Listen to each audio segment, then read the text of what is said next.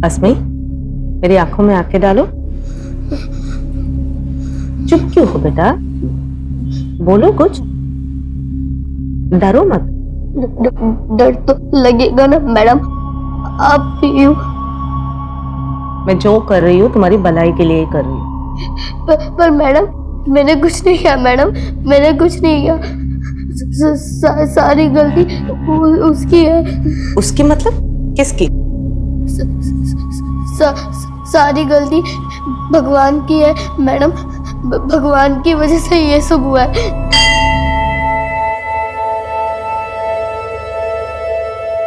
ऐसे क्या देख रहे हो बिना पलक झपकर? आपसे नहीं मांगूंगी तो किससे मांगूंगी? जवाब तो कभी दोगे नहीं, लेकिन जो मांगा है वो तो देना पड़ेगा ना। धमकी नहीं दे रही हूँ, प्रार्थना कर रही हूँ, सुननी तो पड़ेगी। 40 आके 25 दिन पूरे हो गए, बस 15 बाकी है। अब आपको मेरी दादी को भी ठीक करना है और हमें अमीर भी बनाना है।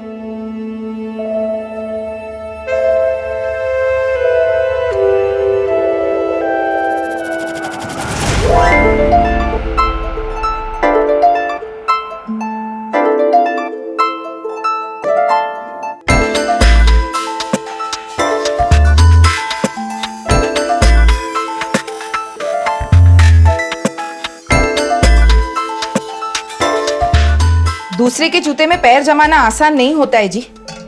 आपकी पुरानी वाली नौकरी ही अच्छी थी, आप उसके कहे पर मत जाइए, अपने हालात के हिसाब से चलिए कौशल जी। मैंने सब हिसाब लगा लिया है फरीदा। तरक्की का पहाड़ चढ़ना है तो जूते भी उसी हिसाब से पहनने पड़ेंगे। करिए जो करना है, लेकिन देखना एक दिन पछताएंगे आप। अपने पैरों पर खुद कुल्हाड़ी मार रहे हैं। अपने पैरों पर कुल्हाड़ी तो एक ही बार मारी थी मैंने, 12 साल पहले जब तुझसे शादी की थी।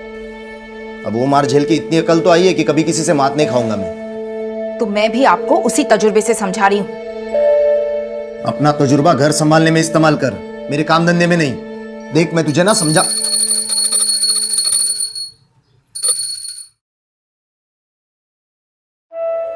अरे अस्मी, सुबह से कहाँ गायब थी? आप शक्ल दिखा रही है। क्या अस्मी सुबह से बाहर थी और तुम्हें कोई फिक्र ही नहीं है? खेलने गई थी। और आपको कब से पड़ी है अस्मी की? घर आके ये तक तो पूछा नहीं कहाँ है वो। टेंशन मत लो, आ गई आपकी जुबान। बोलो क्या चाहिए? कुछ नहीं चाहिए? अच्छा हाँ दादी, हमारा मिशन जल्दी पूरा होने वाला है। 25 हो गए, बस 15 बाकी है। वो भी गए तो सबका भला। क्या खुसर फुसर चल रही है? कुछ नहीं अम्मा। अच्छा चल कुछ खा ले, खेल खेल के भूख नहीं लगती तुझे? नहीं अम्मा, आज मुझे बिल्कुल भूख नहीं है, क्योंकि आज मुझे इतनी खुशी है कि मेरी भूख मरी गई। ऐसे क्या खुशी मिल गई तुझे? हाँ, ये जूते कहाँ से लाई तू? ठीक है, अब मैं कुछ नहीं पूछूंगी तुमसे, पर तुम्हें मेरी एक बात माननी पड़ेगी। तुम ये सारी बातें ना पुलिस नहीं, मैंने कुछ नहीं किया मैडम। डरने की कोई बात नहीं। नहीं मैडम, मैंने कुछ नहीं किया मैडम, मैंने कुछ नहीं किया मैडम। नहीं, चुप हो जाओ, मैं जो बोलूंगी वही करना पड़ेगा, समझ रहे हो? सॉरी, बैठो। देखो अस्मी, मैं तुम्हारी भलाई के लिए ही कर रही हूँ। अब जो मैं बोलूंगी वही करना पड़ेगा।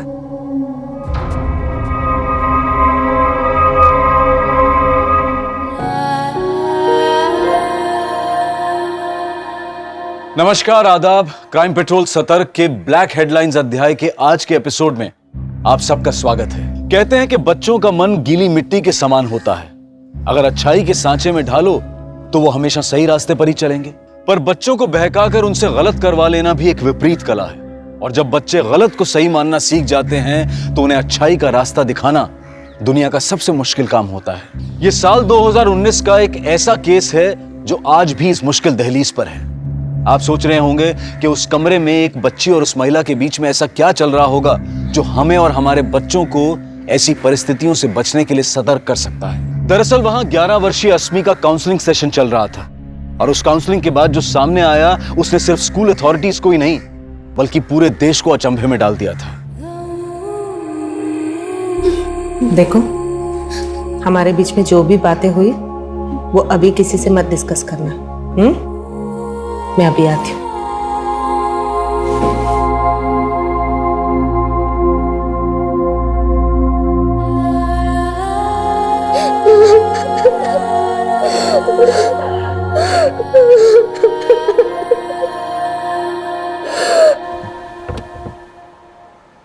Nandini ji, how was the session? 1 minute sir, बहुत अर्जेंट कॉल करना है।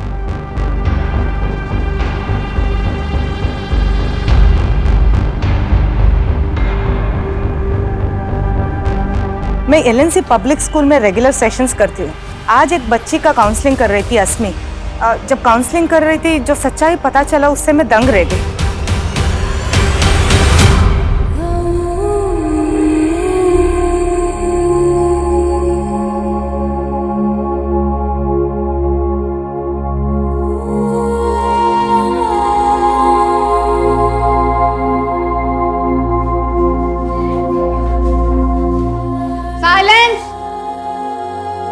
अस्मी बेटा, इधर आना मेरे पास।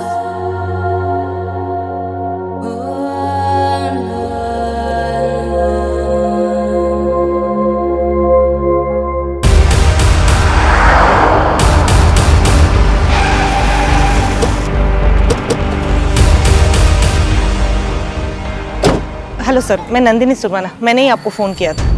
वो बच्ची अस्मी कहाँ है? अब वो अपने क्लासरूम में है सर। मैंने उसको समझा दिया है कि वो किसी से कुछ ना कहे। मैंने स्कूल अथॉरिटीज़ को भी कुछ नहीं बोला है। एक्चुअली मुझे लगता है अथॉरिटीज़ में ही कोई कल्प्रिट हो सकता है। स्कूल अथॉरिटीज में? जी, कोई एक नहीं है सर। अस्मी बोल रही थी उसके ऊपर 25 से भी ज़्यादा लोगों ने शोषण किए। What? छोटी बच्ची पर 25 से ज्यादा लोगों ने शोषण किया? जी। जैसे आपकी चॉइस है, ठीक वैसा ही फ्लैट है हमारे पास, और वो भी एकदम प्राइम लोकेशन पे। सॉरी सेठ। आप लोग एक बार जाकर के वो फ्लैट देख लीजिए, है ना? कौशल जी। इनको वो कुतुब नगर वाला फ्लैट दिखा दो। जी सेठ। अगर आप लोगों को पसंद आ जाता है तो आगे की बात। सॉरी सेठ, घर से बार बार फोन आ रहा है।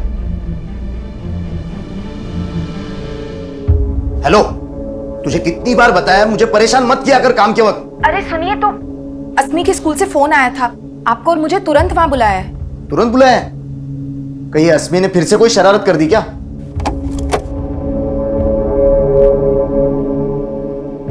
अस्मी, बैठो।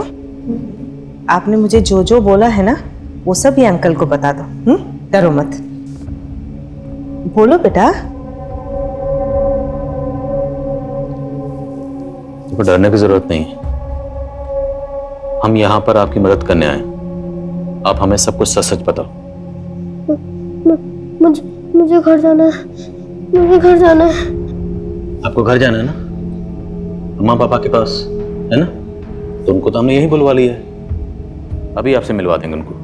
लेकिन पहले आप हमें बताओ कि आपके साथ क्या गलत हुआ, किसने गलत किया, कौन थे वो लोग, क्या नाम है?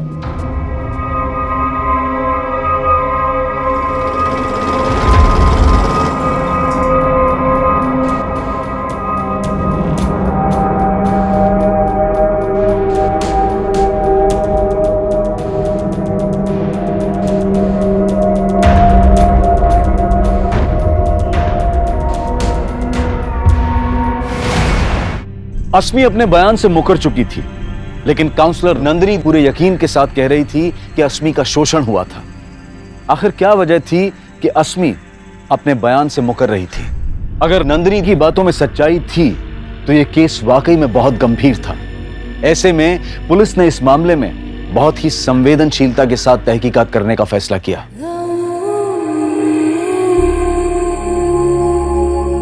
बच्ची के साथ कुछ गलत हुआ या नहीं हुआ, ये पता लगाना हमारी ड्यूटी है। मेडिकल करवा ले।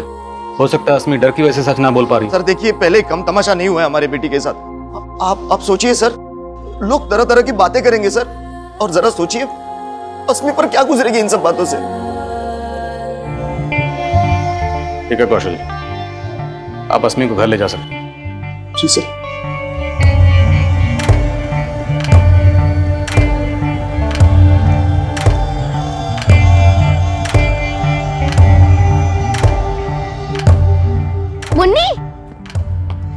देख कितने सुंदर जूते हैं। हाँ कितने सुंदर हैं। इसका कलर भी बहुत अच्छा है। तेरे पापा ने सिलवाए?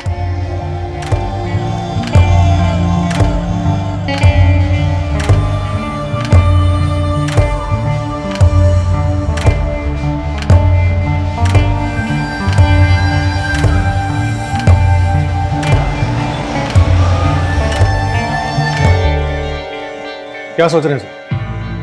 क्या इसमें सच बोल रही है? झूठ। और काउंसलर नंदिनी झूठ क्यों बोलेगी? सर लेकिन सोचने वाली बात यह है कि नंदिनी को एक अनजान आदमी कॉल करता है और अस्मी का नाम लिए बिना वो इस स्कूल के किसी स्टूडेंट के लगातार शोषित होने की बात करता है। हेलो। आप नंदिनी स्वर्णा मैडम बोल रही है ना? हाँ जी, आप कौन? देखिए, अपना नाम तो मैं आपको नहीं बता सकता। नाम नहीं बता सकता? तो मुझे फोन क्यों किया? क्योंकि आप LNC पब्लिक स्कूल के बच्चों को ग्रुप काउंसलिंग देने जाती है ना। उस ग्रुप में एक बच्ची ऐसी भी है जिसका काफी लंबे टाइम से शोषण हो रहा है। क्या? किस बच्चे के बारे में बात कर रहे हो आप? अब ये तो आपको ही पता लगाना होगा मैडम। हेलो। और सर नंदिनी इतने सारे स्टूडेंट्स में सिर्फ अस्मी को फिगर आउट करती है। पिछले सेशन में मैंने एक टॉपिक डिस्कस की थी, गुड टच और बैड टच। याद है आप सबको? अच्छा, आज तक उस सेशन के बाद किसी ने बैड टच महसूस किया है?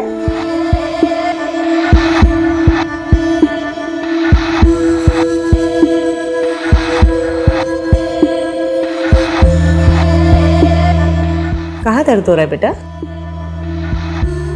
दर्द? नहीं मैडम, मुझे कहीं दर्द नहीं हो रहा। तो हो सकता है नंदिनी को कोई गलतफहमी हुई हो। तुम कहना चाहते हो कि किसी कॉलर ने नंदिनी को फोन करके ये बताया कि आपके स्कूल की किसी बच्ची का शोषण हो रहा है और नंदिनी को ये गलतफहमी हो गई कि वो बच्ची अस्मी है, जबकि हो सकता है कि वो बच्ची इसी स्कूल की कोई दूसरी बच्ची हो सकता है सर। पॉसिबल नहीं है मनीष, क्योंकि नंदिनी ने न सिर्फ ये कहा कि अस्मी ने उसको शोषण के बारे में बताया, बल्कि वो दावे के साथ ये भी कह रही है कि अस्मी ने उसको यहाँ तक बताया कि शोषण करने वाले 25 से ज़्यादा लोग थे। हमें सबसे पहले उन लोगों को ढूंढना होगा जो उस मासूम बच्ची का शोषण कर रहे थे, और उन्हें ढूंढने का जरिया है वो कॉलर जिसने नंदिनी को कॉल किया था। सर अगर आपका यही मानना है तो फिर हमें अस्मी का मेडिकल जल्दी करवा लेना चाहिए। हाँ, लेकिन अस्मी के बयान और उसके माँ बाप की मर्जी के बिना मेडिकल की परमिशन लेना आसान नहीं होगा। हमें पहले अस्मी के माँ बाप को कन्विंस करना होगा। सर अस्मी के आस पड़ोस और उसके दोस्तों में बात करके देखें, शायद कोई हिंट मिले। पता कर मनीष, अभी तक इस बात के बारे में स्कूल के प्रिंसिपल, नंदिनी और अस्मी के माँ बाप के अलावा किसी को नहीं पता। बच्ची का मामला है तो जो भी करो थोड़ा एहतियात के साथ। Right sir. अस्मी, अब रोने से क्या होगा? ऐसे तो ये सब हुआ नहीं होगा। तूने उस मैडम को क्या बोला जो उसने इतना बड़ा हंगामा खड़ा कर दिया? अम्मा, वो मैडम बहुत चालाक है, मुझे भूल बोल कर परेशान कर दिया। अरे पर तूने उस मैडम को बोला क्या? बोल। पापा, मैंने उस मैडम को कुछ नहीं बोला। हाँ। वो झूठ बोल रही थी।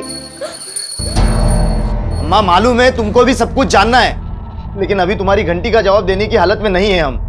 हाँ बेटा तुम अरे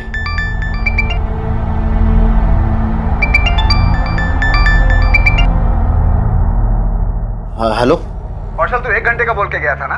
तू अभी तक से ऑफिस नहीं आया? हाँ सेठ, मैं वो क्या मिमिया मत। अभी के अभी तो अगर ऑफिस नहीं आया ना तो दोबारा आने की जरूरत भी नहीं है। सर मैंने तब भी बोला था, जिस आदमी ने मुझे फोन किया था उसके बारे में मुझे कुछ नहीं पता है, पर उसने जो बोला था वो सही निकला। और नंदिनी जी, अगर आप सही बोल रही हैं, सच बोल रही हैं तो सर मैं 100% सच बोल रही हूँ। अस्मी ने आपको यही बोला था कि उसके साथ 25 लोगों ने? सर 25 से भी ज्यादा लोग सर। एग्जैक्टली यही बोला था कि 25 से ज्यादा लोग? नहीं, वो उसने कुछ ऐसा बोला था कि उसके साथ कई लोगों ने गलत कर चुके हैं। उसने बोला कई लोग गलत चुके? जी। तो आपको ये कैसे लगा कि फिर 25 लोग हो सकते हैं, उससे ज्यादा लोग हो सकते हैं? सर वो बात करते वक्त कुछ 25 करके बोली, फिर चुप हो गई, तो मैंने अंदाजा लगाया। तो आपका कोई और अंदाजा जिससे हमें उन 25 लोगों के बारे में कुछ पता चल सके, उनका नाम, कोई क्लू? नहीं सर, मैं जानने की बहुत कोशिश की थी, पर अस्मी ने हाँ सर, वो बात करते वक्त उसने किसी का नाम लिया था शायद। किसका नाम? बल्लू, बल्लू या बल्ली, ऐसा कुछ। और ये नाम आपको अभी अचानक कैसे याद आ गया? सर उस टाइम पे इतना सब कुछ हो गया था और ये नाम को लेके मैं उतना श्योर भी नहीं थी, पर वो कुछ बल्लू या बल्ली ही था। अभी आप श्योर? यस सर, पर उसने एक ही बार बोला था, फिर उसके बाद उसने किसी के बारे में कुछ नहीं बताया।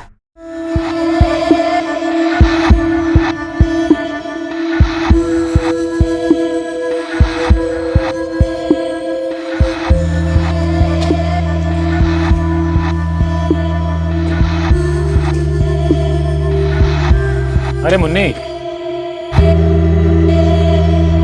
बल्लू या बल्ली? जी, इस नाम के किसी शख्स को जानते हैं?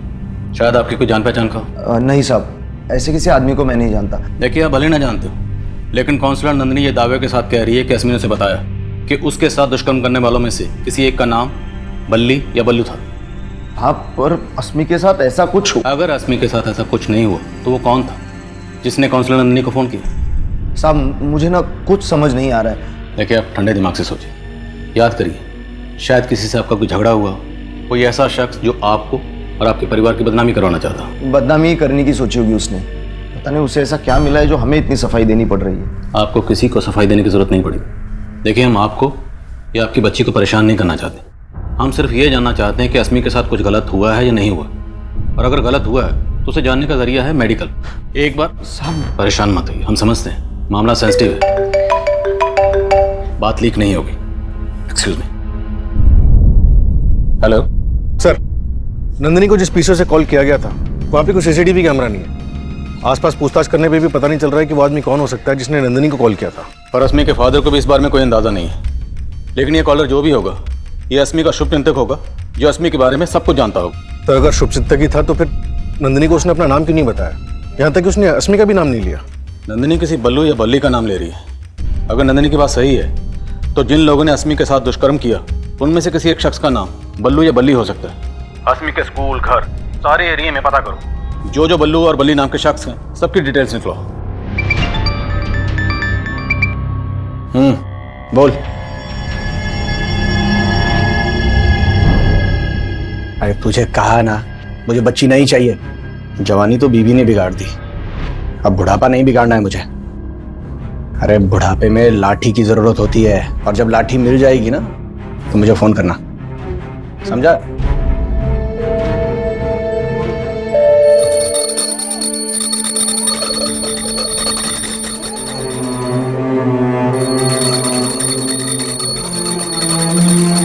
अम्मा, सिर्फ आप ही नहीं है अस्मी की फिक्र करने को, मैं भी उसकी अम्मा हूं। ये देखिए, सॉरी लिख कर गई है। अब क्या मतलब निकालूं मैं इसका? सॉरी अम्मा, ये अस्मी के ही लिखे हुए शब्द थे, पर वो उन्हें जुबान क्यों नहीं दे पाई?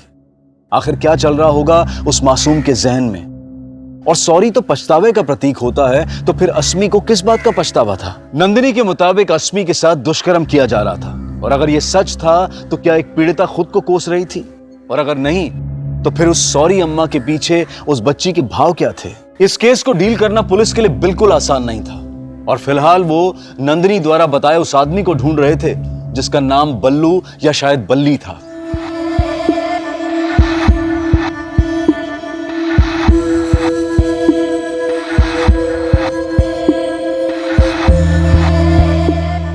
जी नहीं, फिलहाल अस्मी ने कुछ एक्सेप्ट नहीं किया, लेकिन नंदिनी ने जो किया है वो। एक मिनट, चाय।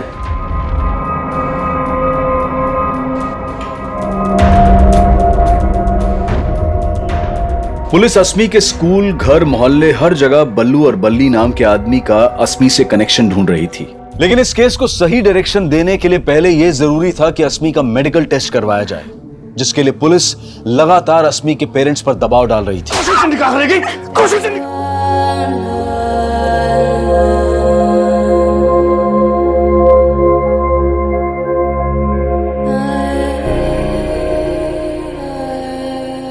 अभी अभी हम कभी पीछे मुड़ के नहीं देखेंगे फरीदा।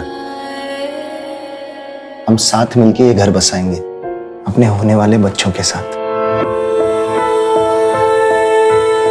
क्या सोच रही हो? वही सोच रही हूँ जो पिछले 12 सालों से मेरा कलेजा काट रहा है। क्यों देखे थे हमने वो सपने? वो सपने नहीं होते तो हस्बी। देखो, जो बीत गया उसे याद करके हम आज नहीं बदल सकते। हर अंजाम के बाद एक नई शुरुआत करनी पड़ती है। हिम्मत से काम लो। पुलिस हमारे और अस्मी के साथ है। अस्मी का मेडिकल करवा लेते हैं। कहते हैं कि पुराने जख्म भले ही भर जाएं, लेकिन उसके निशान नहीं मिटते। और अस्मी के केस में भी उसके माता पिता फरीदा और कौशल के पुराने जख्मों के निशान पुलिस के सामने आने वाले थे। सर, फिलहाल ऐसा कोई बल्लू या बल्ली नहीं मिला है जिसका अस्मी के साथ कोई कनेक्शन हो, लेकिन कौशल के पड़ोसियों से खबरी ने एक इन्फॉर्मेशन निकाली है। फिर उसी स्त्री वाले ने बताया कि एक आदमी अस्मी, फरीदा और कौशल के बारे में पूछ रहा था। भाई साहब, ये लड़की वही है ना जिसके माँ बाप अलग अलग धर्म से हैं? वो आदमी कौन हो सकता है, फिलहाल इसका कोई लीड नहीं मिला। हो सकता है कि वो नंदिनी को कॉल करने वाला कॉलर हो या फिर अस्मी के साथ दुष्कर्म करने वाला। पर ये जो भी था, वो फरीदा और कौशल के अलग अलग मजहब होने के बारे में क्यों पूछ रहा था? इस बारे में फरीदा और कौशल से बात की? नहीं सर, फिलहाल उनसे कोई बात नहीं की। लेकिन सर, उस स्त्री वाले ने एक और बात बताई है। ये फरीदा कौशल की दूसरी बीवी है। दूसरी बीवी? हाँ सर, 12 साल पहले अपनी पहली बीवी से अलग होने के बाद कौशल ने फरीदा से दूसरी शादी की थी। हम उसकी पहली बीवी का पता लगा रहे हैं सर। और मनीष, इन सब बातों का अस्मी के साथ हुए दुष्कर्म से क्या ताल्लुक हो सकता है? सर, हो सकता है। सर, अस्मी के फादर का फोन आया था। वो अस्मी का मेडिकल करवाने के लिए तैयार है। सर, अस्मी सेक्सुअली एक्टिव है, वो भी काफी लंबे टाइम से। बच्ची का इतने अरसे से शोषण हो रहा है और वो लगातार झूठ बोल रही है। आखिर अस्मी की चुप्पी की वजह क्या है? आपको कुछ तो अंदाजा होगा, किसी पर तो शक होगा आपको। साहब, कुछ समझ में नहीं आ रहा। कौन होगा जिसने हमारे बच्चे के साथ ये सब? आपके घर के बाहर जो गणेश है स्त्री वाला, कुछ दिन पहले वहां एक आदमी आपकी बेटी अस्मी के बारे में पूछ रहा था।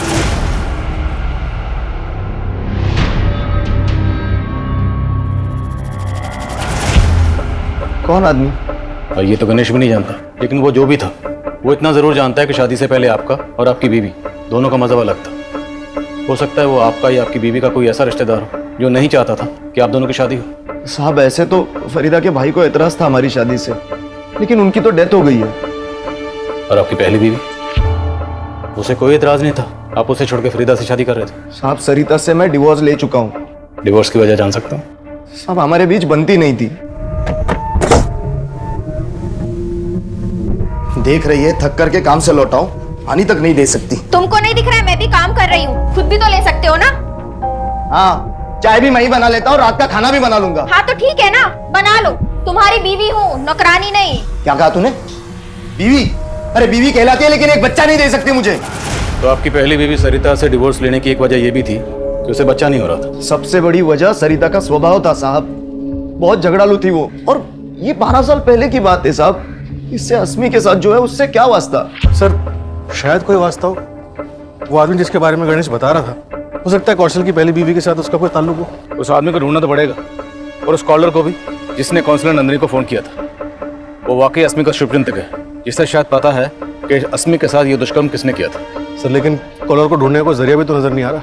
मनीष, जरिया ढूंढना पड़ेगा, क्योंकि कोई एक बल्लू या बल्ली नहीं है, 25 से ज्यादा लोग हैं जिन्होंने बच्ची के साथ दुष्कर्म किया। और ये कोई भी हो सकता है, अस्मी के मोहल्ले, रिश्तेदारों में, स्कूल में से कोई भी हो सकता है। घुस जाओ और पता लगाओ सबका। मैं काउंसलर नंदिनी से मिलता हूँ, शायद उससे कोई क्लू मिले। सर, उस दिन जब मैं अस्मी से बात कर रही थी, वो एक ऐसी चीज बोली जो बहुत अजीब था। क्या बोला उसने? पहले तो लगातार बोल रही थी इन सब चीजों में उसकी कोई गलती नहीं है, फिर बाद में अचानक से उसने एक चीज बोला। सारी गलती भगवान की है। भगवान की गलती? हाँ सर, मैंने कोशिश की ये जानने के लिए उसने ऐसा क्यों बोला, पर उसने कुछ नहीं बताया। एक मासूम बच्ची है जिसके साथ 25 से ज्यादा लोग दुष्कर्म कर रहे थे, उस गलती को भगवान की गलती क्यों बोलेगी? सर पूछताछ में ये भी सामने आया कि अस्मी अक्सर एक मंदिर जाया करती थी। मंदिर?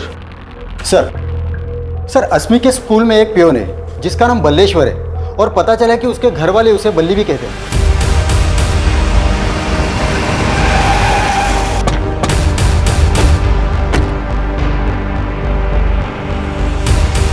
हाँ सर, घर पे मुझे बल्ली कह के बुलाते हैं, लेकिन जो आप सोच रहे हो गलत सोच रहे हैं सर। सही क्या तू बोल? तेरे डर की वजह से अस्मी चुप है ना? सर आप गलत सोच रहे हैं, मैं वो नहीं हूँ। सही बोल रहा है, क्योंकि तू अकेला नहीं था, तेरे साथ और भी बहुत लोग थे। कौन थे बोलो? मुझे क्या पता साहब, मैं बेकसूर हूँ सर। ऐसे नहीं माने भाई, लेके जा। चल। व्हाट? आपके स्कूल की एक बच्ची का शोषण हो रहा है और लंबे अरसे से हो रहा है, लेकिन आपको कोई आइडिया नहीं कौन रिस्पॉन्सिबल है। देखिए सर, हम अपने स्टूडेंट के सिक्योरिटी का पूरा ख्याल रखते हैं, हमें उनकी प्रॉब्लम पता है, इसलिए तो हम उनको रेगुलर काउंसलिंग करवाते हैं। लेकिन सर आप जो कह रहे हैं वो सुन के तो मैं खुद हैरान हूँ। हाँ सर जी, अस्मी आया करती थी पहले यहाँ, और तो और वो यहाँ आने के लिए 40 भी रखती थी। 40 आके 25 दिन पूरे हो गए, बस 15 बाकी है। अब आपको मेरी दादी को भी ठीक करना है और हमें अमीर भी बनाना है। फिर अचानक से उसने यहाँ आना छोड़ दिया। यहाँ आना छोड़ने की कोई और वजह तो नहीं है पुजारी जी? कोई और वजह? मैं कुछ समझा नहीं साहब। उस बच्ची का एक लंबे समय से शोषण हो रहा था, जिसका दोषी वो भगवान को मानती है। कहीं उसके दोषी का आपसे या फिर यहाँ पे रहने वाले किसी और से कोई लेने देना तो नहीं है? ये कैसी बात आप कर रहे हैं? यहाँ पर ऐसा कोई नहीं है, और ये भगवान का घर है। भगवान का घर है तो कौन है जिसको वो दोषी बता रही है? सर अस्मी को देख के मुझे कभी ऐसा नहीं लगा कि उसके साथ कुछ ऐसा हुआ होगा। आपको नहीं लगा होगा, लेकिन कोई तो होगा जिसको इस बारे में पता होगा। सर अब ये मैं कैसे बता सकती हूँ? आप अस्मी की क्लास टीचर हैं, तो आप इतना तो जानती ही होंगी कि ऐसी कौन सी फ्रेंड है जिसके अस्मी काफी क्लोज है। अस्मी आपकी बेस्ट फ्रेंड है। बेस्ट फ्रेंड तो एक दूसरे सब कुछ शेयर करते हैं ना। अस्मी ने कभी आपको बताया कि उसके साथ कुछ गलत हो रहा है? नहीं अंकल, मुझे कुछ नहीं पता।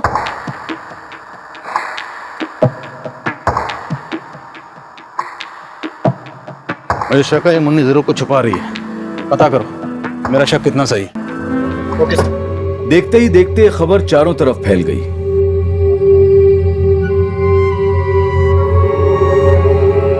पूरे देश में हलचल का माहौल पैदा कर दिया था।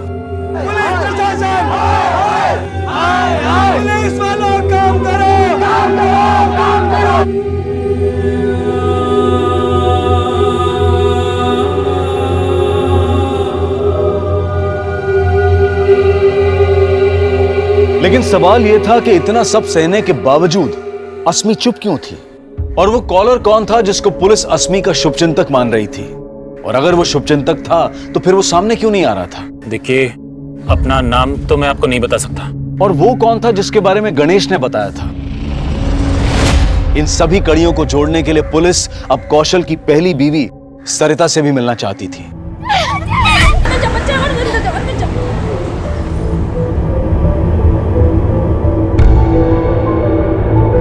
पिछले 12 साल से मैंने कौशल की शक्ल तक नहीं देखी और उसकी बीवी और बेटी से मेरा कोई लेना देना नहीं है। बच्चे ना होने की वजह से भी कौशल ने आपसे डिवोर्स लिया था। कहीं इसी जलन में आपने कौशल का बदला उसके बेटी से तो नहीं लिया? इतनी गई गुजरी नहीं हूँ मैं।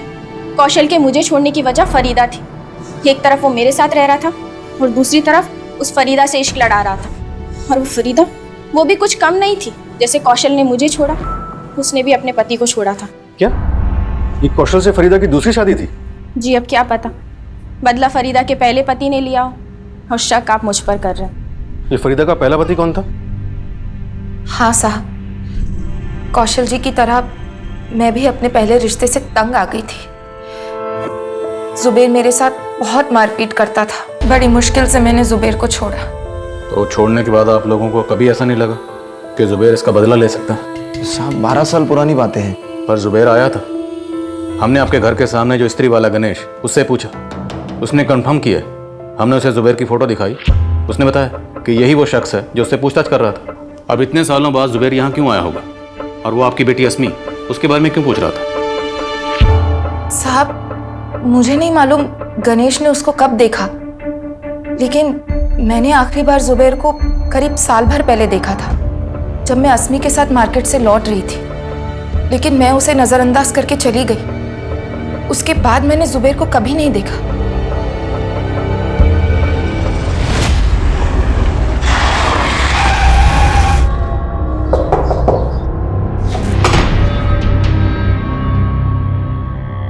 जी सर, वहाँ तो मैं अपने काम से गया था। मुझे तो पता भी नहीं था फरीदा वहाँ रहती है। अचानक मेरी नज़र उस पर पड़ी, लेकिन तू फिर भी वहाँ गया? सर मैंने कहा ना, मैं काम के सिलसिले में वहाँ बार बार जाता रहता हूँ। अगली बार जब गया तो मैंने उस लड़की को देखा, तो मैंने उसके बारे में पूछ लिया। सिर्फ पूछा ही नहीं, तूने कौशल और फरीदा से बदला लेने के लिए उनकी बेटी अस्मी के साथ दुष्कर्म करने का प्लान भी बनाया। कैसी बात कर रहे हैं सर? जिस दुष्कर्म का इल्जाम आप मुझ पर लगा रहे हैं, कौशल तो उसे मेरी बेटी समझता है। तेरी बेटी? हाँ सर, अगर उसमें बच्चा पैदा करने की हिम्मत होती ना तो पहली बीवी से कर लेता। सर आप बेकार का इल्जाम मुझ पर लगा रहे हैं सर। मैं तो आज भी अनाथ का बाप बनके बच्चा गोद लेने की कोशिश कर रहा हूँ। साहब, कौशल जी ने कभी ऐसा शक नहीं किया मुझ पर। अब तो मुझे भी पक्का लग रहा है कि जुबैर हमसे बदला लेने के लिए ऐसी बातें कर रहा है। कहीं ये जुबैर हमको घुमा तो नहीं रहा? उठा के तोड़े सर उसे, हो सकता है। सर अस्मी की फ्रेंड मुन्नी के बारे में हमने पता किया।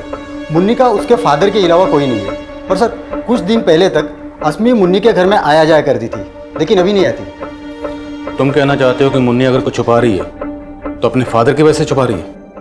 मैं स्कूल जाऊंगी तो पुलिस अंकल फिर से वही सवाल पूछेंगे, इसलिए अब मैं स्कूल ही नहीं जाऊंगी पापा। नहीं मुन्नी, तुम स्कूल जाना नहीं छोड़ सकती। तुम्हें डरना नहीं है, हिम्मत से काम लेना है, समझी?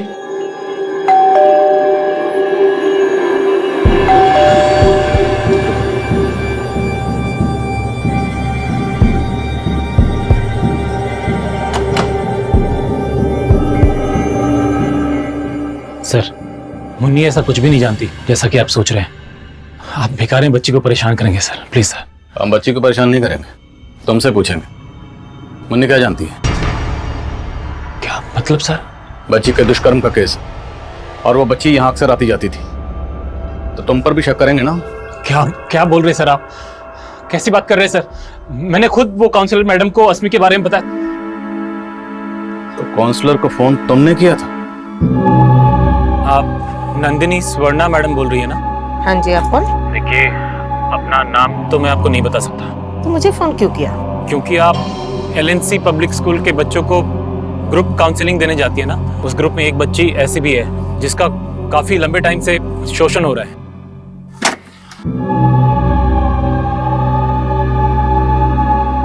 मैंने जानबूझ के अपना नाम नहीं बताया था क्योंकि मुझे लगा वो सब बातें उठेंगी तो फिर मुन्नी को भी आपके सवालों के जवाब देने होंगे सर। इसका बुरा असर पड़ता उस पर। मैं नहीं चाहता था सर। तो तुम्हें ये सब बातें किसने बताई? मुन्नी ने? हाँ सर, अस्मी ने सिर्फ मुन्नी को ही वो सारी बातें बताई थी। अंकल, अस्मी मेरी बेस्ट फ्रेंड है, लेकिन एक बार मेरी उससे खट्टी हो गई थी। मुन्नी, देख कितने सुंदर जूते हैं। वाह, कितने सुंदर हैं। इसका कलर भी बहुत अच्छा है। तेरे पापा ने दिलवाए? तो फिर सीक्रेट है, मत बता। अब मैं तुझसे तभी बात करूंगी जब मेरे भी पैरों में ऐसे जूते होंगे। मेरे पापा दिलवाएंगे मुझे। मुन्नी, तेरे पापा तुझे इतने महंगे जूते दिलवा सकते हैं, लेकिन मेरे नहीं। मंदिर के बाहर मिले थे, मन किया कि एक बार पहन लूं, तो पहन के आ गई। तूने चोरी की? मेरे पापा कहते हैं जो बच्चे चोरी करें उनसे दोस्ती मत करना। मुन्नी, मुन्नी! मैंने जब उससे बात करना बंद किया तो उसको बहुत दुख हुआ। तेरी बारी। मुन्नी, मुन्नी, मुन्नी, प्लीज मुझे माफ कर दे। मुझसे कट्टी मत हो। तेरे अलावा मेरा और कोई दोस्त नहीं है। अगर तू मुझे अपना दोस्त मानती है तो प्रॉमिस कर, आज के बाद ना तो चोरी करेगी और ना ही झूठ बोलेगी। प्रॉमिस। अस्मी मेरे साथ बहुत खुश थी, पर अचानक से वो अपसेट रहने लगी। फिर अस्मी ने अपनी तकलीफ के बारे में मुन्नी को बताया और मुन्नी ने मुझे बताया। सर, पहले तो समझ में नहीं आया मैं अस्मी की मदद कैसे करूं। फिर मुझे ध्यान आया कि नंदिनी जी तो उसी स्कूल में काउंसलिंग के लिए रेगुलरली जाती है, इसलिए सर मैंने उनको फोन करना ठीक समझा। मुन्नी, आप और अस्मी बेस्ट फ्रेंड है ना?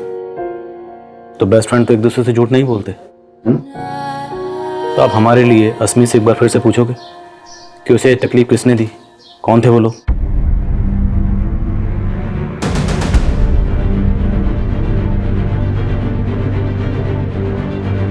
अस्मी ने इतनी सी उम्र में क्या कुछ नहीं झेला, ये सोचकर किसी की भी रूह कांप जाए। लेकिन पुलिस के लिए अब भी यह पहेली थी कि अस्मी के गुनहगार आखिर कौन थे।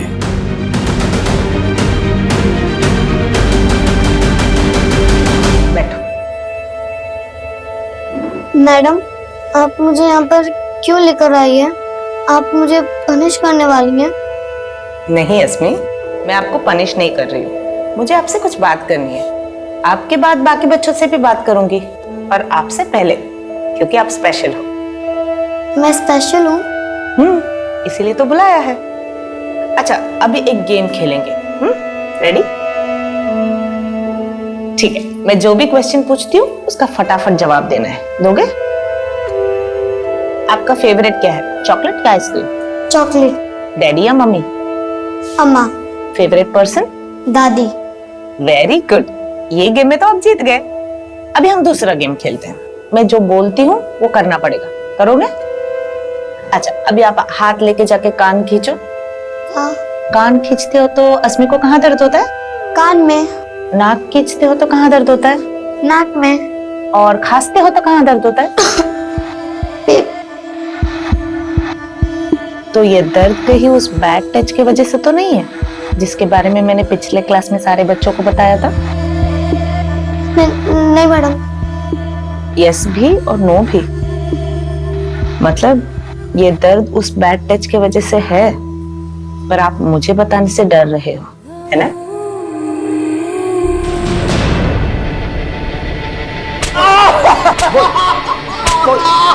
साहब, बल्लू एक ही है साहब, और वो रोज आता था। बल्ली नाम का तो कोई भी नहीं है। नहीं साहब, साहब नहीं साहब, साहब साहब साहब साहब अशफाक सेठ की गलती है साहब। साहब उसी ने मेरी बुद्धि खराब की। अच्छा खासा कंडक्टर का काम करता था, बोला स्टेट एजेंट बन के दुगना कमाऊंगा, और फिर मुझे पाई पाई के लिए मोहताज कर दिया उसने। सेठ 4 महीने हो गए, एक पैसे की आमदनी नहीं है, कुछ भी नहीं रहा मेरे पास। कौशल की पूरी कमाई कमीशन पे थी साहब, एक भी सौदा नहीं करवा पाता था। हालत इतनी खराब थी साहब कि घर पे खाने के लिए नहीं होता था। ये लो, खा लो, और अपने अशफाक सेठ को भी बुला लो दावत पर। पैसा तो चाहिए ना साहब, लेकिन पैसा देने के बजाय वो अपना उधार वसूलने के लिए मेरे घर पे आके हंगामा करता था। पहले कौशल की नौकरी छुड़वा दी, फिर उससे मजदूरी कराकर उस पर उधार चढ़ा दिया, और अब वही वसूलने आ गए हो। एक पैसा नहीं देगा कौशल तुम्हें। निकल जाओ यहाँ से। निकल जाऊंगा और तुमसे पैसा भी नहीं मांगूंगा, लेकिन उसके बदले में तुम्हें भी मुझे कुछ देना होगा। साहब, जब मैंने कौशल को अशफाक की नीयत के बारे में बताया तो वो ऐसे निकले थे जैसे उसे मार ही डालेंगे। तू सेठ होगा इस दुकान का, लेकिन मेरी बीवी से ऐसे बोलेगा तो तेरा थोबड़ा बिगाड़ दूंगा मैं। अरे तू अपनी किस्मत बिगाड़ रहा है। तेरे को मैं सिर्फ ऊपर से पैसा ही नहीं दूंगा, तेरा सारा कर्जा माफ कर दूंगा। कौशल गए थे मेरी आबरू का बदला लेने, लेकिन खुद बिक गए। आप ऐसा बोलेंगे मैं कभी सपने में भी नहीं सोच सकती थी। सपने मैंने भी बड़े बड़े देखे थे फरीदा, पर अब खाने के लाले पड़े, और ऊपर से माँ की दवाई का खर्चा। अरे तो हाथ पैर सलामत है ना आपके, कोई और काम क्यों नहीं ढूंढ लेते आप? अरे कोई और काम कैसे ढूंढूं मैं? उन्होंने खुद से हार मान ली थी और मैं उनसे हार गई। मुझे मजबूर कर दिया था साहब। आए दिन मुझे अशफाक के पास जाना पड़ता था, और कौशल ने धीरे धीरे मेरे अपमान में ही अपनी आराम की जिंदगी ढूंढ ली थी। और जब अशफाक का मन मुझसे भर गया तो वो... अगर तेरे को 5,000 चाहिए ना, अपनी बेटी को भेज देना। मैं इसके खिलाफ थी, लेकिन फिर हार गई। उस राक्षस के पास भेजने के लिए कौशल अस्मी को भी हमारी गरीबी का वास्ता देने लगा साहब। गरीबी का वास्ता देकर तुम लोगों ने अस्मी को यह पट्टी पढ़ाई कि वो जो कर रही है सही कर रही है, और अपना गुनाह छुपाने के लिए उससे चुप रहने का नाटक भी करवाया। पर तुम्हें यह अंदाजा नहीं था कि अस्मी का दर्द बांटने वाली उसकी सहेली भी है, मुन्नी, जिसको अस्मी ने सब कुछ बता दी। उस मासूम बच्ची के जहन में तुमने जो उल्टी सीख भरी, उसे मिटाना कितना मुश्किल होगा इसका अंदाजा है तुम्हें? तुम मां हो ना उसकी, दोनों ने मिलकर उस बच्ची की जिंदगी बर्बाद कर दी।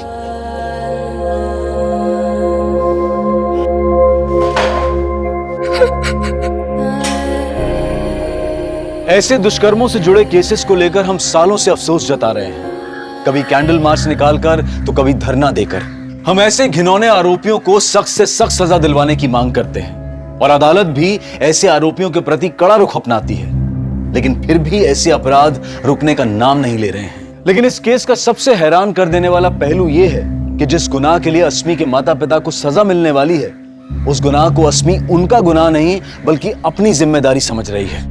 उसका सॉरी अम्मा लिखने का भाव भी ये था कि वो मासूम समझ रही थी कि वो सारी बातें सबके सामने लाकर उसने अपने पेरेंट्स का भरोसा तोड़ा है, इसलिए वो सॉरी फील करती है। अब सोचिए कि उस बच्ची को समझाना क्या आसान होगा कि उसके माता पिता उससे कुछ भी सही नहीं करवा रहे थे। और मान लीजिए कि अगर एक उम्र के बाद उसको एहसास होता भी है कि उसके माँ बाप उसका शोषण कर रहे थे, तो उसके दिल पर क्या गुजरेगी? बचपन में जब कुछ एक गलत शुरुआत से शुरू होता है तो उसे फिर से सही और नई शुरुआत दे पाना हमेशा मुश्किल होता है। जिंदगी और मौत के बीच बस एक सांस की दूरी होती है, या ये कहें कि एक गोली की दूरी। अभी सांस है, अभी नहीं। यही हुआ था दिल्ली से सटे नोएडा में इसी साल कुछ ही महीनों पहले। दिन दहाड़े खुली सड़क पर कुछ लोगों की निर्ममता से हत्या की गई। पूरा शहर सन रह गया, मानो उस खून से सने चिथड़े हर गली हर मोहल्ले में जा गिरे हों। नमस्कार, आदाब। क्राइम पेट्रोल सतर्क के ब्लैक हेडलाइंस के अध्याय के आज के एपिसोड में आप सबका स्वागत है। आज के एपिसोड में हम इंसानी रिश्ते, उनके सपने और लालच के चक्रव्यूह में फंसे उन लोगों की जिंदगी को देखेंगे जो एक खतरनाक अंजाम पर जा पहुंची थी।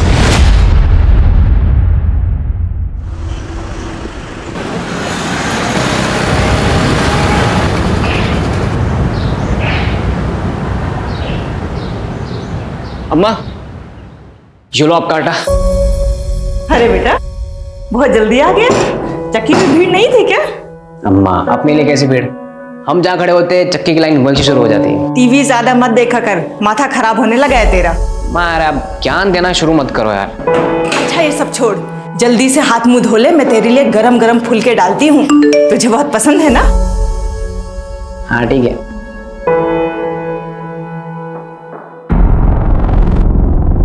अम्मा, मैं पाता हूँ। अरे कहाँ जा रहा है?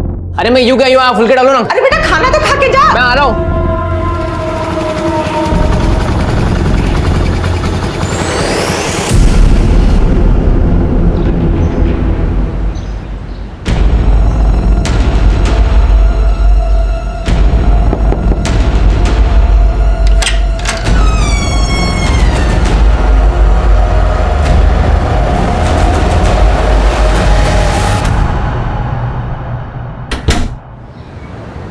एक्शन।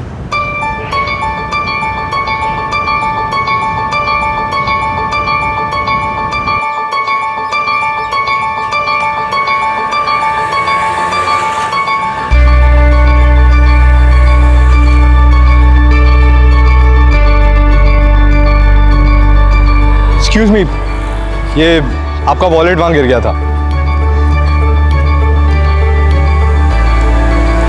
अंकल, माँ के ऑपरेशन के ना 10,000 रुपये चाहिए, कहीं से अरेंज करा दो। माँ का ऑपरेशन नहीं हुआ, माँ मर जाएगी। अरे वाह रोहित, बहुत कमाल का वीडियो बनाया है।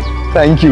वैसे कुछ तो बात जरूर है तुममें, तभी तो तुम्हारे सोशल मीडिया में लाखों में फॉलोअर्स हैं। ऐसी इंस्पिरेशनल वीडियोस बनाकर टिंग टोंग का स्टार बनाऊं मैं ना इसको अभी ऐप पर डाल देता हूँ, तो ये कल तक वायरल भी हो जाएगी। और उस पे पहला लाइक और कमेंट मेरा ही होगा।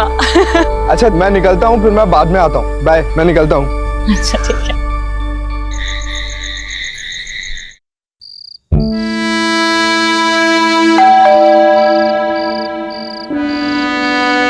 इस वक्त कौन हो सकता है?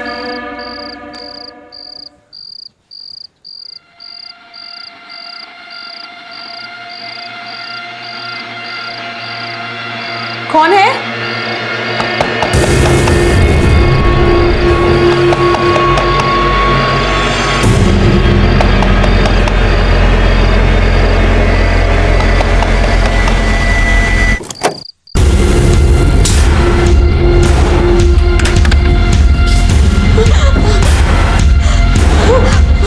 देखो, मेरे पास मत आना।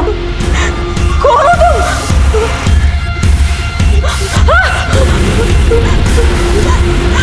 प्लीज छोड़ दो मुझे, प्लीज मुझे छोड़ दो।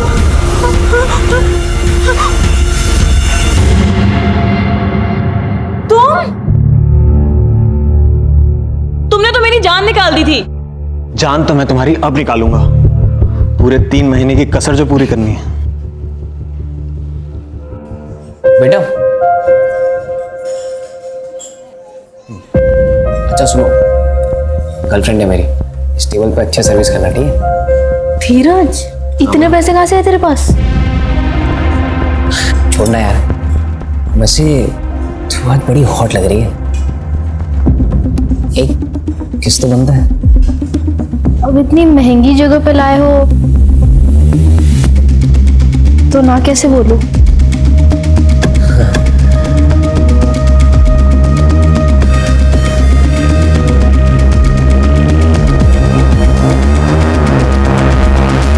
अरे बस बस, सारी कसर तुम्हें आज ही पूरी करनी है क्या?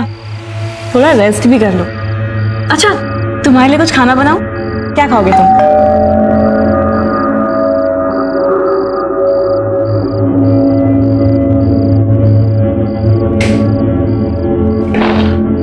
अरे भगत, तू?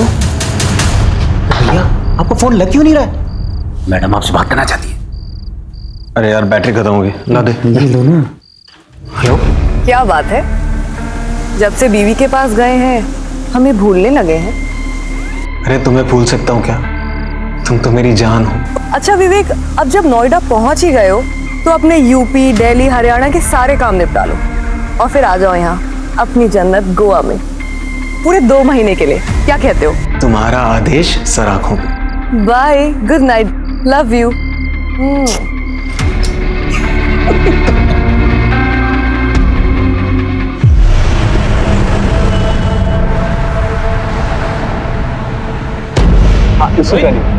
रोहित, विवेक भैया आए थे क्या? वो तो अभी निकले, वो इस तरफ गए। अरे यार, अब मैं कैसे जाऊं? उनका फोन भी नहीं लग रहा। मेरी बाइक ले जाओ ना, हेलमेट भी है उस पे। चलो, चाबी।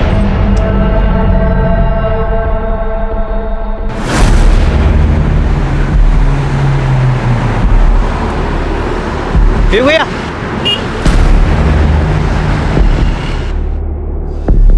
क्या हुआ भगत? भैया, ठाकुर अभी अभी निकला है।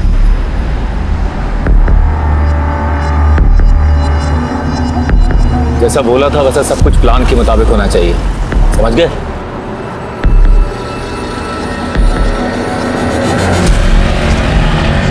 मदन का बोला उसको, आगे मोड़ पे खड़ा है।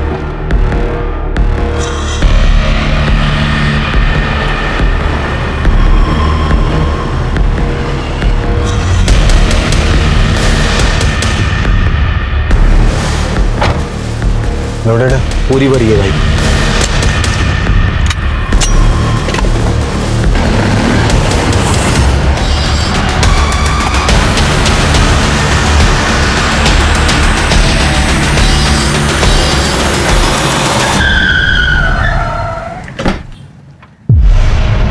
बाहर निकल, बाहर निकल।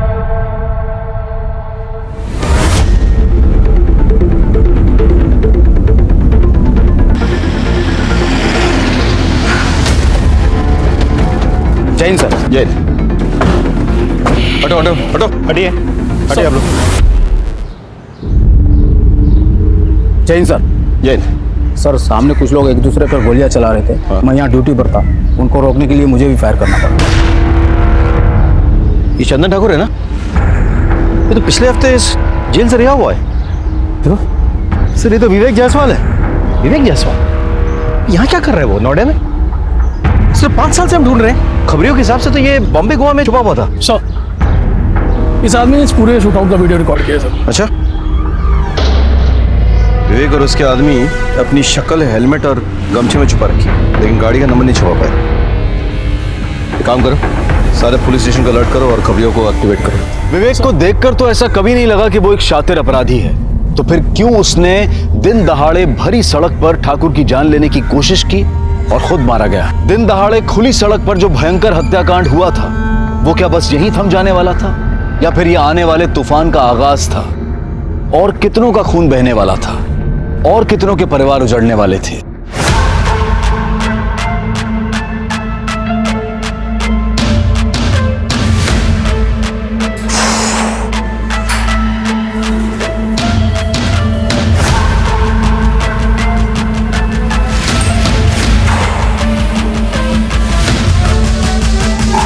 Rohit,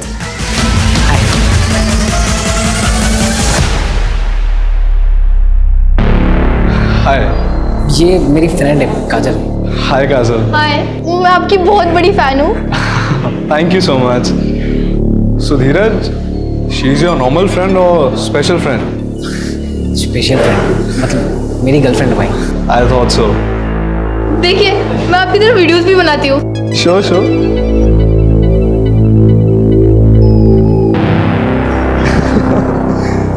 Good, good. The videos are really nice. You like them? Why don't we do one thing? हम एक वीडियो साथ में बनाएंगे. Really? Yeah. I mean, you got real talent, and we'll put net on fire. Yes. Just a second. Hey, hi.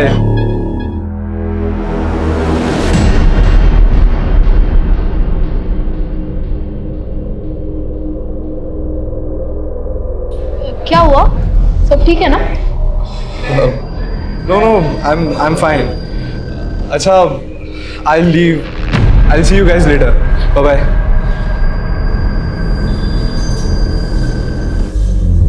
Sir लगता है फिर से gang war शुरू हो गया है। बात कुछ समझ में नहीं आई। विवेक लो प्रोफाइल रहकर वारदात करने में माहिर था। अगर उसे चंदन को मारना ही होता तो इस तरह से खुलेआम पब्लिकली सबके सामने क्यों? मतलब वो किसी सुनसान जगह में चुपचाप करता, ऐसे तो कुछ तो गड़बड़ है। हाँ, एक काम करो, विवेक का फोन चेक करो। हाँ, पता करो कि उसकी किससे बातचीत हो रही थी, किसके साथ उठना बैठना था, आजकल रह कहाँ रहा था वो। 5 साल से गायब था वो, अभी कहाँ रह रहा था वो? शायद वहां पे कुछ सुराग मिल जाए। तब तक मैं उनके बाप से मिलके आता हूँ। सर, इन लोगों का बाप कौन है? सरताज।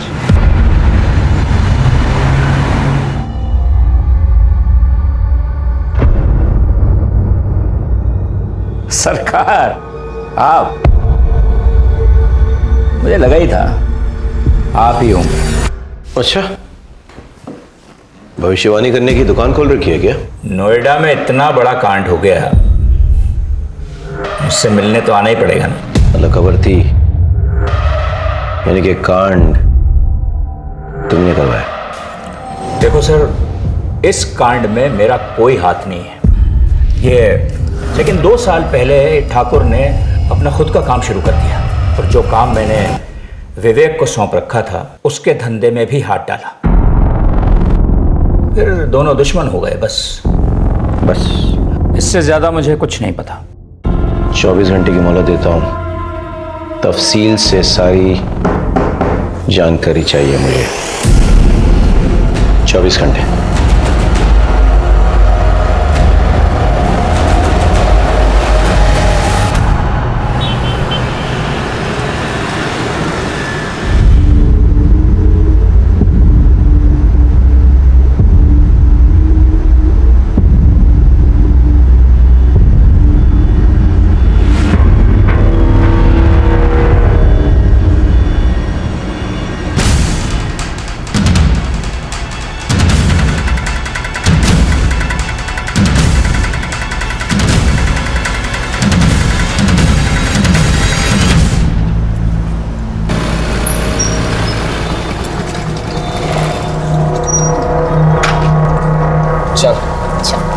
कल मिलते हैं, ठीक है?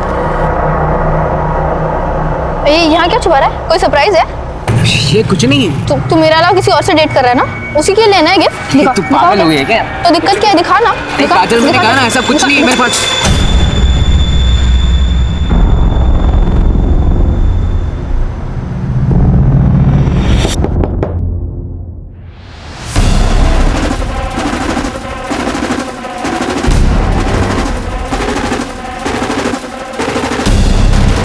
अब तेरा मर्द बनने का टाइम आ गया है। तो पकड़। अरे मर्दानगी मुबारक हो।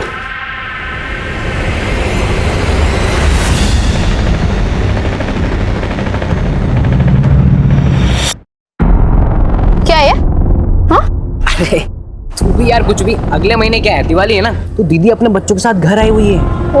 और अम्मा ने अपने भांजों के लिए कुछ खिलौना खरीदने के लिए गया है, तो बस वही हमने यही खरीदा है। मैं तो डरा ही दिया था। एक सेकंड, तुझे क्या लगा ये असली है? हाँ। हम कोई गैंगस्टर बनने वाले हैं क्या? वो धीरे बोल, कोई सुन लेगा। हाँ तो हम किसी से डरते हैं क्या? नोएडा के होने वाले बादशाह हम क्या? बादशाह। हाँ। जवानी की दहलीज पर कदम रख रहे धीरज के हाथों में जानलेवा हथियार देकर क्या उसे भी गुमराह किया जा रहा था, या फिर धीरज खुद जानबूझकर गुनाह के दलदल में अपने पांव रखने जा रहा था? उसके मन में पिस्तौल की मदद से अपनी मर्दानगी साबित करने की ख्वाहिश क्यों और कहां से आई? और अभी अभी घटी घटना का 17 साल के धीरज से क्या वास्ता था?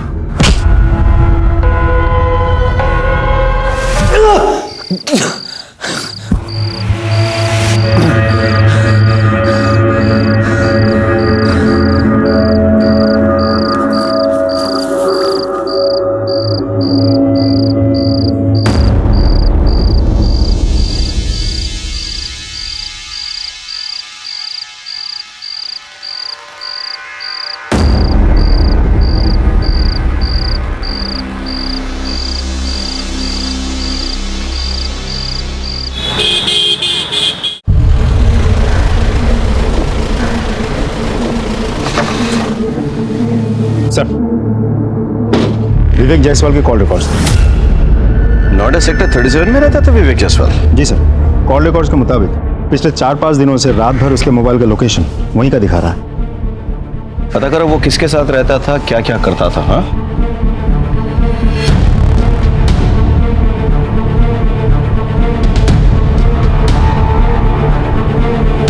इस घर में जो आदमी रहता था उसके साथ कोई और भी रहता था? हाँ साहब, उनकी बीवी रहती थी, उनसे ज्यादा बातचीत नहीं थी हमारी। और दोनों के अलावा किसी और के भी आना जाना था? हाँ साहब, एक आदमी आता था। एक दिन मैं मार्केट जा रही थी तो उस आदमी के साथ में जाता हुआ मैंने देखा।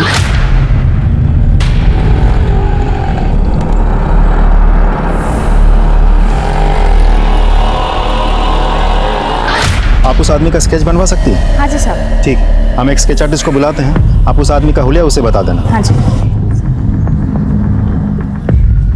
सर, आपसे एक इंटरेस्टिंग इन्फॉर्मेशन शेयर करनी है। बोलो। जो आदमी विवेक की गैर मौजूदगी में भी उसके घर जाता था और जिसका आना जाना विवेक के बाद भी कुछ ज्यादा ही बढ़ गया था, पहचाना? भगत? ये तो विवेक का राइट हैंड मैन है। सर, इसे पैरोल मिली थी और ये भाग गया था। इंटरेस्टिंग। भगत। एक मिनट। हाँ मेरा बोलो। सर, सेक्टर 2 हत्याकांड में जिस कार का इस्तेमाल हुआ था उसकी डिटेल्स हमें आरटीओ ऑफिस से मिल गई है। वो कार किसी भगत के नाम पर रजिस्टर्ड है। भगत को ढूंढना जरूरी है। अच्छा, उसका मोबाइल नंबर रजिस्टर्ड है क्या? नहीं सर। बाइक के बारे में कुछ पता चला? सर, बाइक के बारे में अभी भी जानकारी हम निकाल रहे हैं सर, अभी आरटीओ ऑफिस में ही है। ठीक है ठीक है, ओके, कैरी ऑन। भगत को ढूंढना बहुत जरूरी है।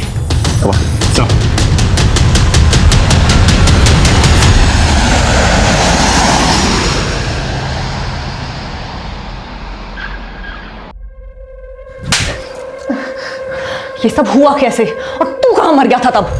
माफ करते दीदी। देख भगत, माफी तुझे सिर्फ तब मिलेगी जब ये पूरे का पूरा केस बिना सबूत के सॉर्ट आउट हो जाएगा।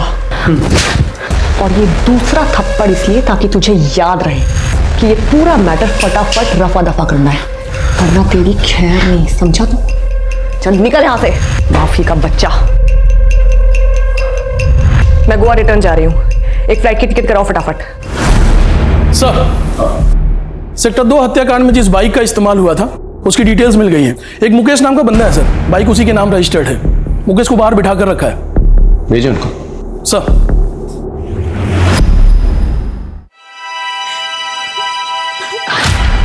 तुमने तो मेरी जान निकाल दी थी। जान तो मैं तुम्हारी अब निकालूंगा, पूरे 3 महीने की कसर जो पूरी करनी है।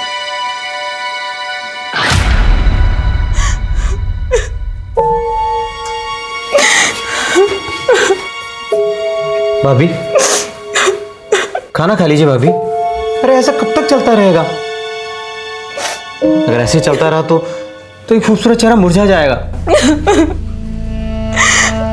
अब किसके लिए अपनी खूबसूरती बचा कर रखूं? जिसके लिए सजती संवरती थी वो तो हमेशा के लिए छिन गया मेरे से। सर ये मुकेश और ये सुरेश है सर, ये दोनों फोटो स्टेट की दुकान चलाते हैं। इन्हें सेक्टर 2 वाले हत्याकांड का वीडियो दिखा।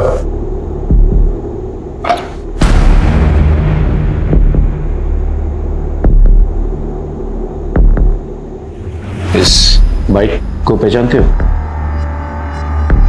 जी, ये तो मेरी बाइक है और हेलमेट भी मेरा ही है।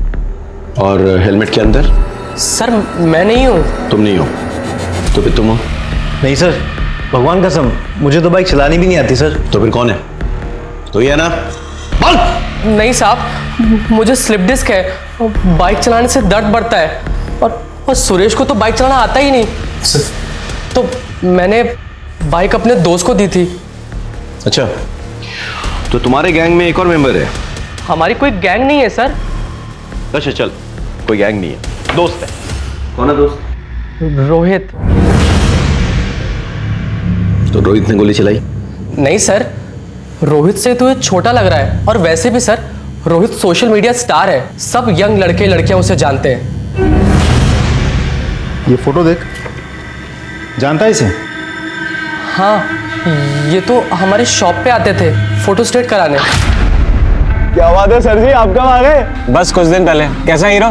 बस मस्त भैया, आपका आशीर्वाद है। मुकेश ये ले, इसकी 3 कॉपी कर दे। तो इस नामचीन गैंगस्टर को जानते हो तुम? दोस्ती है तुम्हारी? नामचीन गैंगस्टर? नहीं सर, ये तो विवेक भैया है, ये तो बड़े शरीफ आदमी थे। इस शरीफ आदमी से तुम्हारी पहचान किसने करवाई? सर रोहित ने मिलवाया था। रोहित कहाँ पे है? नहीं पता सर।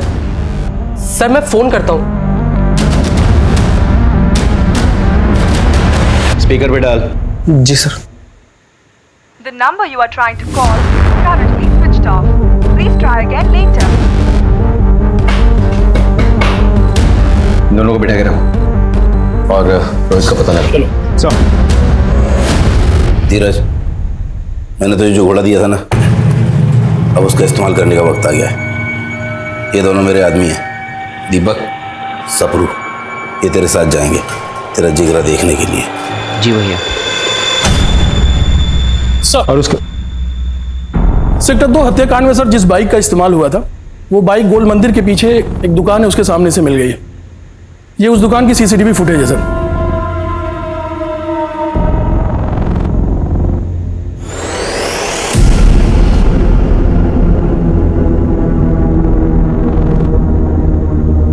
आसपास पता लगाओ किस तरफ निकले। सर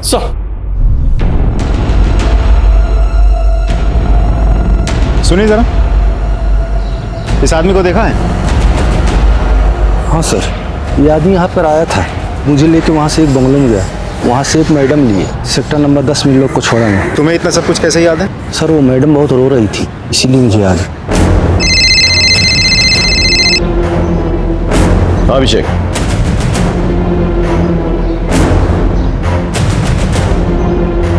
अच्छा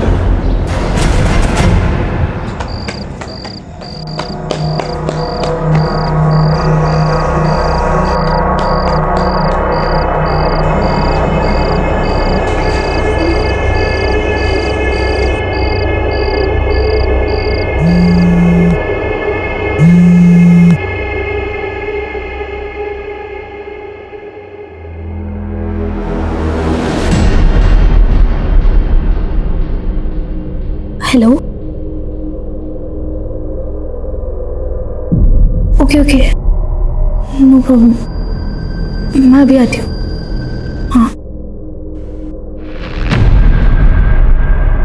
हाँ हेलो अंकल, वो आपकी दुकान पे ना मेरी पर्स रह गई है, घर की चाबी भी उसी में है। माँ जगराते गई है, घर देर से लौटेगी। अब घर कैसे जाऊँ समझ ही नहीं आ रहा। नहीं, आपको यहाँ आने की कोई ज़रूरत नहीं है, मैं आती हूँ ना, मैं आपके घर आके दुकान की चाबी ले लूँगी, दुकान से अपनी पर्स लेके आपको चाबी लौटा दूँगी। हाँ, ओके, थैंक यू अंकल। मासूम काजल घर पे होने के बावजूद झूठ बोल रही थी। क्या वो इस केस से जुड़ी किसी बात को छुपा रही थी या किसी नए अपराध का खुद शिकार बन रही थी? मामला दिन ब दिन बिगड़ता जा रहा था। रागनी,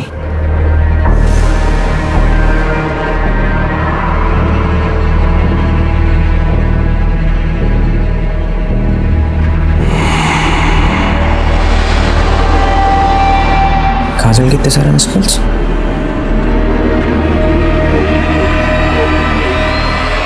हाँ काजल,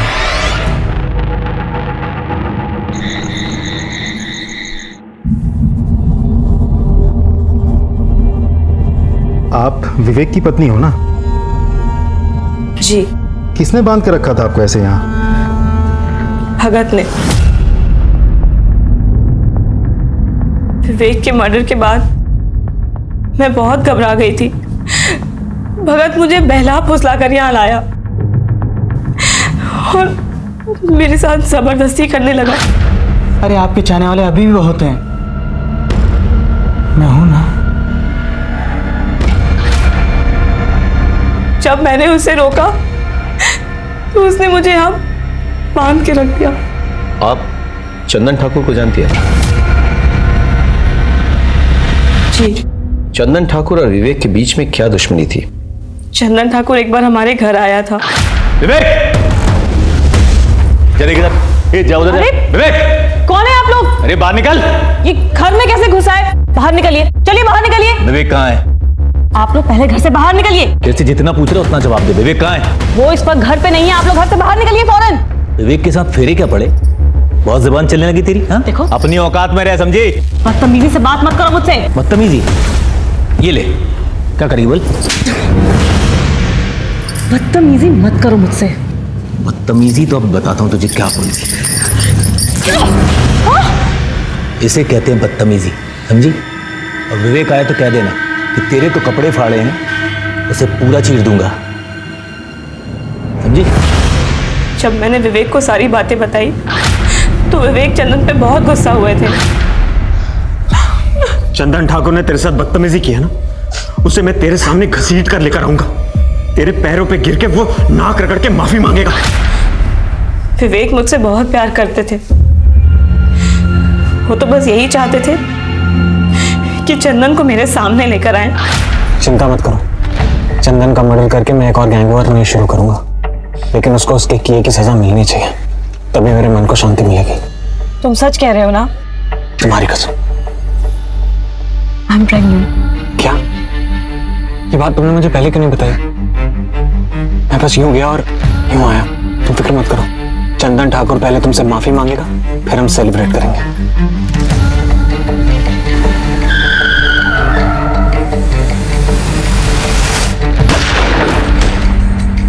वो मेरी और हमारे होने वाले बच्चे की झूठी कसम कभी भी नहीं खा सकते।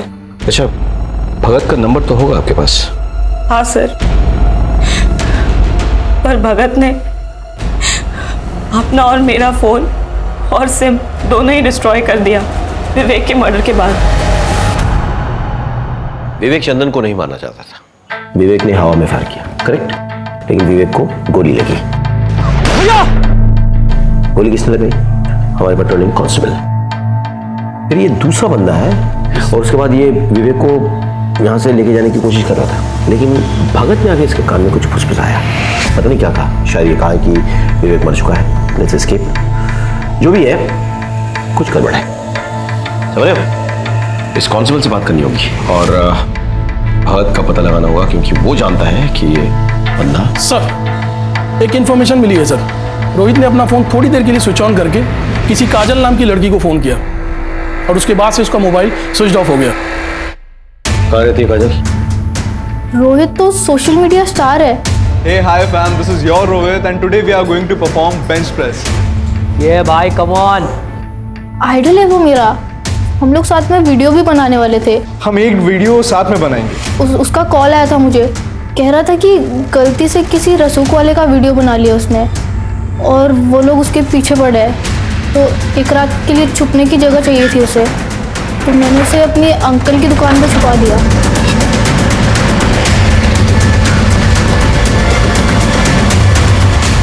कौन से?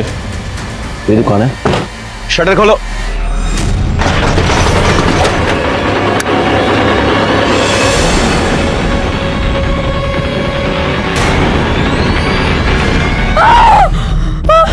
देखो, इन्हें ले जाओ यहाँ से।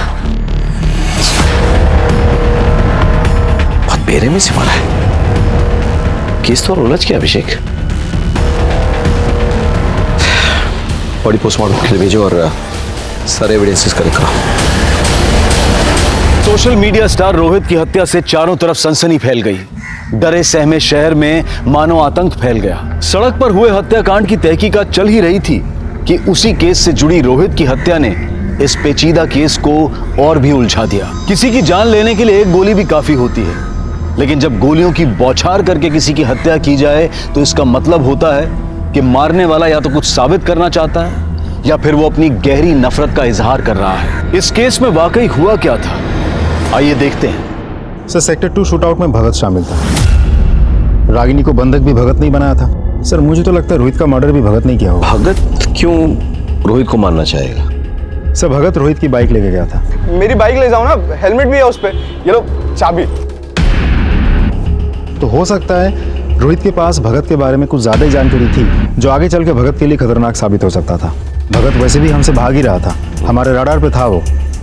हम कैसे भी करके अगर रोहित तक पहुंच जाते तो शायद रोहित भगत के बारे में सारी जानकारी हमें दे देता और भगत का गेम ओवर हो जाता। अच्छा, ये सेक्टर 2 शूटआउट में जो कांस्टेबल इन्वॉल्व था वो कब आ रहा मिलने? सर, वो कल सुबह पुलिस स्टेशन आ रहा। सर, चंदन ठाकुर ने मुझे 2 लाख रुपए देने का वादा किया कि जब विवेक उसे किडनैप करने आएगा तो मैं उसे मार दूं। और सर, जब वो विवेक उसे किडनैप करने आया, उसने पहले हवा में फायर किया और मैंने मौका पाते ही विवेक पे गोलियां दाग दी और ऑन द स्पॉट मर गया। मगर ये मदन गड़बड़ कर गया, इसने डर के मारे चंदन पे गोलियां चला दी सर, और वो भी वहीं मर गया। जो मेरे पैसे तो नहीं मिले सर, अब मेरी नौकरी भी जाएगी सर। प्लीज सर, गलती होगी सर। क्या इस प्लान में विवेक की पत्नी शामिल थी? और इसका list sir, please sir, forgive me sir. Ragini ji, जब भगत आपको यहाँ से ले गया और बंधक बना के रखा, तब उसकी बातों या चाल से आपको कुछ अंदाजा हुआ कि वो कहाँ जाने वाला था, किससे मिलने वाला था, क्या करने वाला था? जी नहीं। याद कीजिए रागिनी जी, प्लीज। जाने से पहले आखिरी बार उसने आपसे क्या कहा था? यही कि मैं 2 पैक मार कर आता हूं, फिर तुझसे प्यार करता हूं, जी भर के। सर,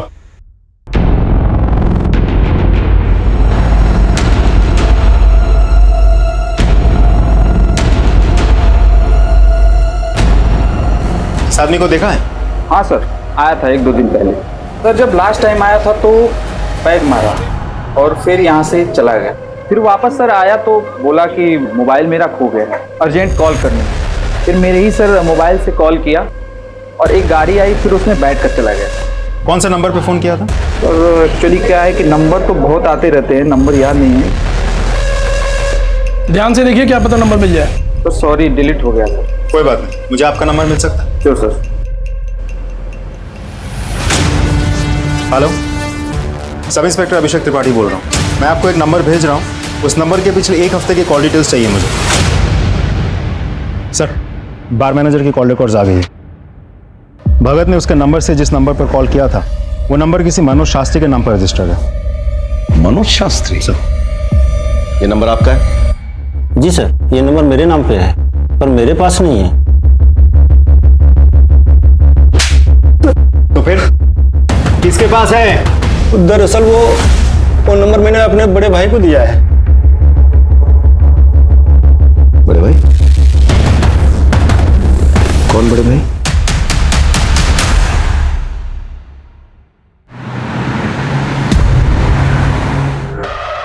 ग्रेटर नोएडा के पास जो गोडाउन्स हैं, उसमें गोडाउन नंबर 3 के पीछे एक छोटी सी रोड जाती है।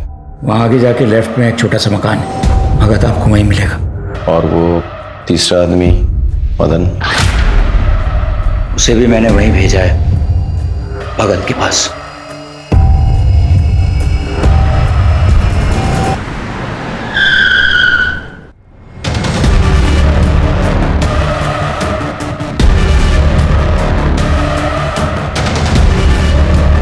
ए भगत, पुलिस!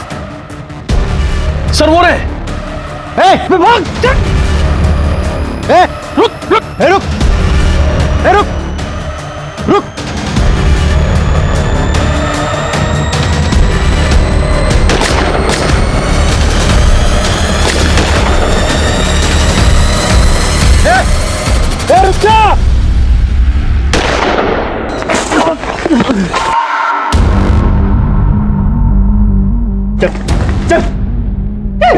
ऐसा क्यों किया तूने?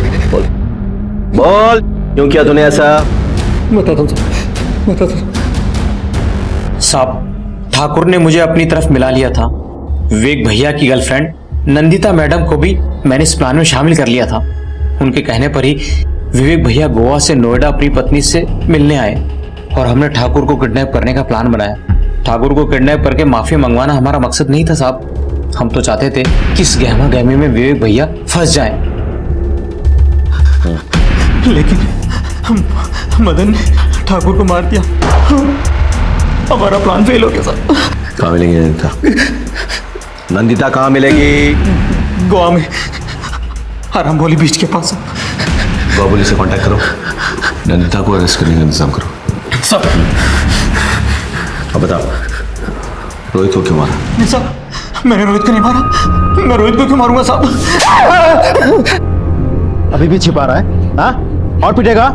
बोल, रोहित को क्यों मारा, कैसे मारा, किसकी मदद से मारा? बोल। साहब आपको सब कुछ तो बता दिया।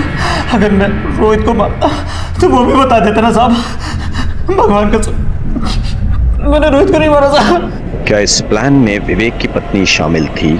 नहीं सर, वो तो सीधी सादी औरत है।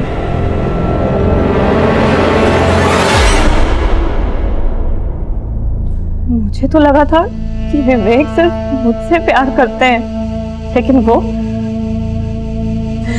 अब तक मैं यही समझ रही थी कि हमारा तो जन्मों जन्मों का साथ है, लेकिन वो तो एक जन्म भी मेरे साथ ईमानदारी से नहीं निभा सका।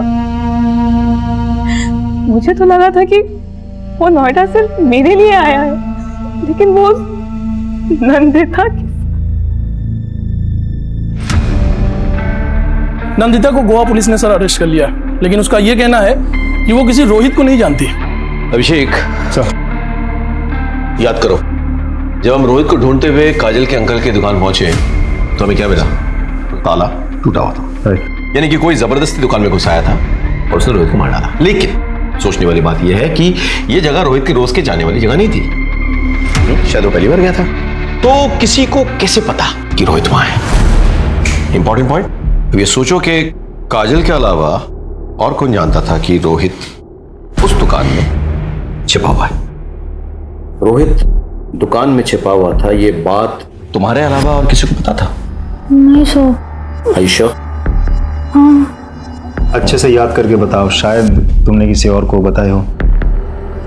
नहीं सर।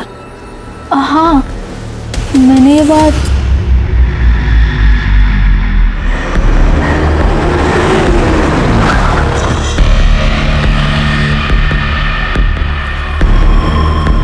धीरज, तुमसे कुछ पूछताछ करनी है हमें।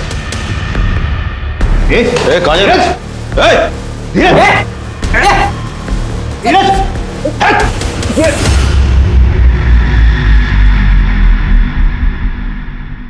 सर मैं सच बताता हूँ, मुझे माफ कर दीजिए सर। मैं बस दबंग बनना चाहता था। क्यों? क्योंकि गली मोहल्ले में आते जाते लोग मुझे परेशान करते थे सर, मेरा मजाक उड़ाते थे और मैं कुछ नहीं कर पाता था। फिर मैंने एक दिन मंदी भैया को देखा, लोगों ने सलाम दुआ कर रहे थे, उनके पैर छू रहे थे। मैंने सोचा मुझे भी ऐसी इज्जत चाहिए, इसलिए मैंने उनसे दोस्ती कर ली। अपनी काबिलियत और मर्दानगी साबित करने के लिए उन्होंने मुझे रोहित को मारने का काम दिया। इसे जानता है? नहीं भैया। इसे मारना है, इसे ढूंढ और जैसे ही दिखे मुझे खबर कर। इत्तेफाक से रोहित को मेरी गर्लफ्रेंड काजल ने उसके अंकल की दुकान पर छुपा कर रखा था। धीरज, पता है आज क्या हुआ?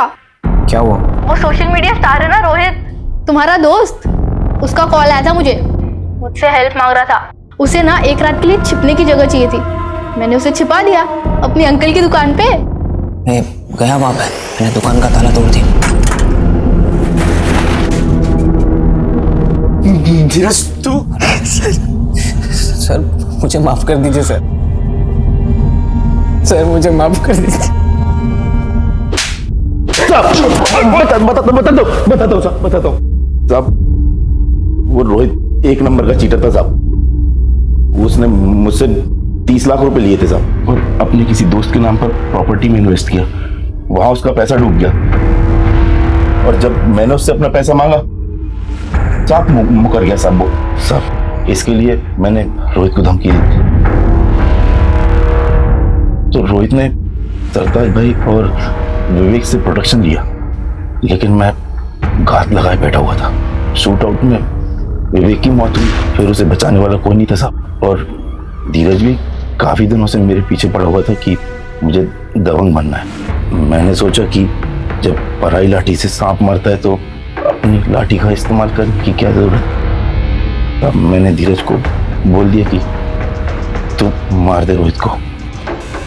तुझे तो मैं ऐसी सजा दिलवाऊंगा, कोई भी कमीना कभी भी मासूमों को अपराध के राह पर डालने से पहले 10 बार सोचेगा।